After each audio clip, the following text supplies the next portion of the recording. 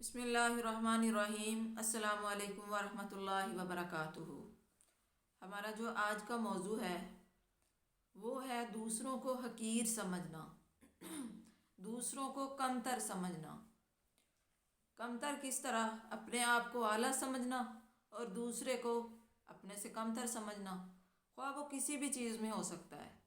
کسی کی ذات کو کمتر سمجھنا، کسی کی کاسٹ کو کمتر سمجھنا، کسی کے قبیلے کو کمتر سمجھنا، بہت ساری چیزوں میں کچھ لوگ احساس کمتری کا شکار ہو جاتے ہیں اور کچھ لوگ احساس برتری کا شکار ہو جاتے ہیں۔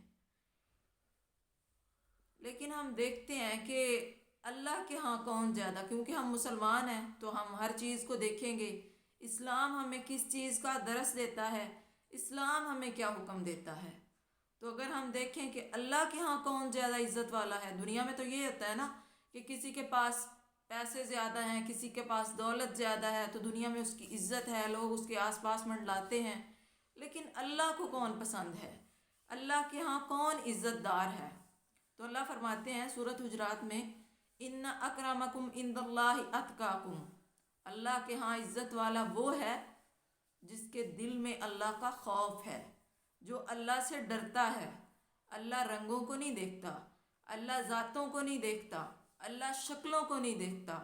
اگر شکلوں کو دیکھتا تو بلال حبشی کی جو قدموں کی چاپ تھی، رسول اللہ نے دنیا میں بتایا تھا کہ میں نے جنت میں بلال کے قدموں کی چاپ سنی ہے، اور بلال کا رنگ کیسا تھا، تو اس سے پتہ چلا اللہ دلوں کو دیکھتا ہے۔ اور ہم کیا کرتے ہیں؟ ہم نے اپنے ہی معیار بنائے ہوئے ہیں۔ کسی کو اس کی شکل، فلاں کی شکل ایسی ہے، اس کا ناک ایسی ہے، اس کی آنکھیں ایسی ہیں، تو اس طرح کی چیزوں میں نقص نکالتے ہیں، حالانکہ نہ اس میں اس کا کوئی، نہ آپ کا اس میں کمال ہے۔ اگر آپ کی شکل اچھی ہے، ہماری شکل اچھی ہے، تو اس میں ہمارا کوئی کمال نہیں۔ اس کا بھی خالق اللہ ہے جس کا نقص نکال رہے ہیں، جس کی غلطی نکال رہے ہیں۔ اس کا خالق بھی اللہ تعالیٰ ہے اور ہمارا خالق بھی اللہ تعالیٰ ہے۔ اس کی شکل بھی اسی خدا نے بنائی ہے، ہماری شکل بھی اسی خدا نے بنائی ہے۔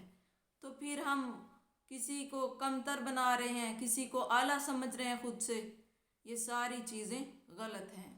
اللہ کے نزدیک عزت دار، تقوی والا، اعلیٰ ترین وہ ہے جس کے دل میں اللہ کا خوف ہے۔ اللہ کے ہاں عزتیں اللہ کے ڈر سے حاصل ہوتی ہیں۔ اللہ فرماتے ہیں کہ قوموں اور قبیلوں کی وجہ سے میرے نزدیک کوئی عزت دار نہیں ہو سکتا۔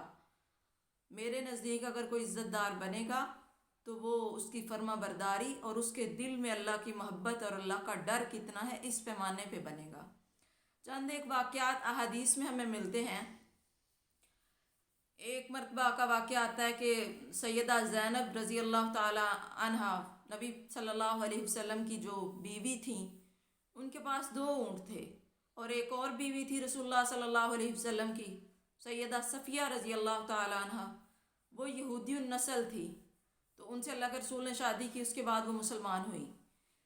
تو ان کا اونٹ مر گیا اور اللہ کے رسول نے حکم دیا سیدہ زینب کو کہ اپنا ایک اونٹ سیدہ صفیہ کو دے دیں، کیونکہ وہ سوتن تھی تو ان کو یہ بات پسند نہیں آئی۔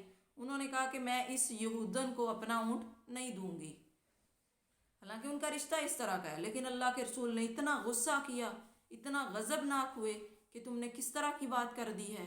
اسی طرح کا ایک اور واقعہ آتا ہے حضرت صفیہ کے متعلق ہی۔ ان کا جو قد تھا وہ تھوڑا سا کم تھا، چھوٹا تھا۔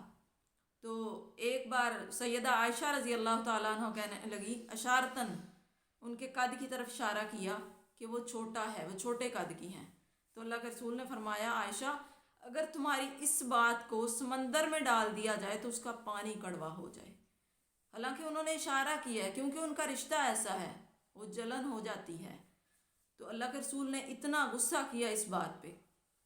تو اس سے پتہ چلا کسی کی ذات میں نقص نکالنا اچھی بات نہیں ہے، بلکہ یہ اللہ کی تخلیق پر انگلی اٹھانے جیسا ہے۔ اللہ تعالیٰ سے دعا ہے اللہ ہمیں سیدھے راستے پہ چلنے کی توفیق عطا فرمائے۔ اللہ ہمیں یہ جو ہم نے معیار بنائے ہوئے ہیں، کسی کو اعلیٰ معیار اور کسی کو کمتر معیار، اس سے نکلنے کی توفیق عطا فرمائے۔ آمین۔ وآخر دعوانا ان الحمد للہ رب العالمین۔